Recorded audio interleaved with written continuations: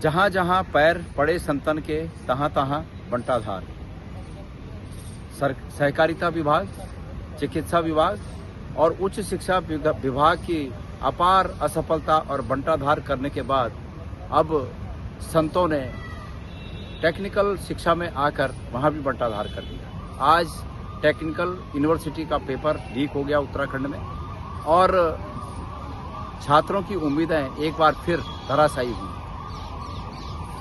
इससे पहले उच्च शिक्षा विभाग का क्या हाल किया, स्वास्थ्य विभाग का क्या हाल किया, सहकारिता विभाग का क्या हाल किया, ये उत्तराखंड की जनता से छुपा हुआ नहीं है। मैं उत्तराखंड में टेक्निकल यूनिवर्सिटी के इस लीक हुए पेपर के लिए सीधे तौर पर उस विभाग के मंत्री को जवाबदेह ठहराता हूं और मुख्यमंत्री धामी जी से मांग करता हूं कि इस पेपर लीक की गहन जांच की जाए। जिस इंस्टीट्यूशन से ये पेपर लीक हुआ उस इंस्टीट्यूशन के इस विभाग के मंत्री के साथ हुई बातचीतों के ब्यौरे, उनके कॉल रिकॉर्ड्स खंगाले जाएं, तलब किए जाए।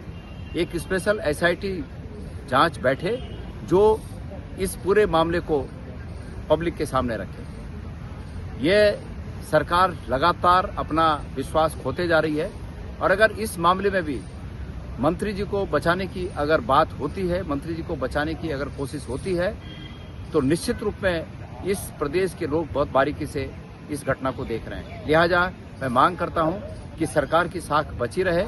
इसलिए मंत्री जी को जब तक ये जांच होती है, मंत्री जी को अपने पद से इस्तीफा देना चाहिए, सरकार को उनसे इस्तीफा मांगना चाहिए। दूसरी बात यह है कि कितना दुर्भाग्य है कि हमारे बच्चे और खास करके जो संविदा पे नर्सिंग में काम कर रहे हैं, वो मंत्रियों के आवास पर जाकर जहर पीने के लिए कोशिश कर रहे हैं कि अपने जीवन लीला को समाप्त कर दें। जो हमारे संविदा पे नौकरी करने वाले लोग हैं और जो छात्र हैं, वो अपने जीवन के प्रति इतने निराश हो चुके हैं कि उनको लगता है कि सरकार में कोई उनकी सुनने वाला नहीं। मैं उन सभी छात्रों से या उन लोगों से जो संविदा पे काम कर रहे हैं, आउटसोर्स पे काम कर रहे हैं, उनकी बातें नहीं मानी जा रही हैं, मैं उनसे कहना चाहूँगा कि संयम से काम लें। जीवन सबसे महत्वपूर्ण है।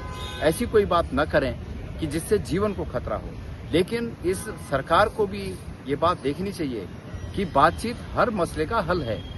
जो नर्सिंग असिस्टेंट संविदा पर नौकरी करके ये मांग कर रहे थे कि हमें सीनियरिटी के आधार पर नियमित किया जाए, सरकार ने कैबिनेट में ये फैसला करके कि इनको नियमित किया जाएगा, पहले उनकी बात में हामी भरी और बाद में वही सरकार बदल गई और अब कह रही कि परीक्षा दो। जब इस बात को कह रहे हैं कि परीक्षा दो, तब कह रहे हैं जब उनकी उम्र निकलने जा रही है।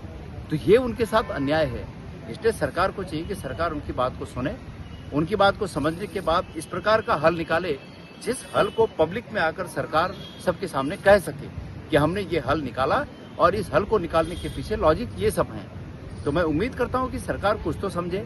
लेकिन जहां तक आज टेक्निकल यूनिवर्सिटी के पेपर लीक की बात है, तत्काल सरकार मंत्री जी का इस्तीफा ले और इस पर एसआईटी की जांच बिठाए।